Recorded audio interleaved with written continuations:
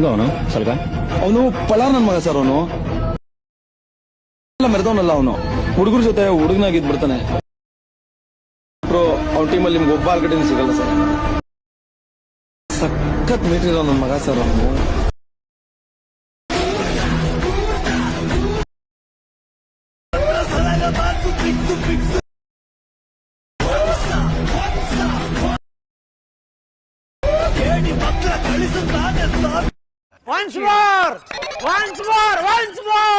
ಹೆಂಗ ಅವನು ಸ್ವಲ್ಪ ಅವನು ಪಳ ನನ್ ಮಗ ಸರ್. ಅವನು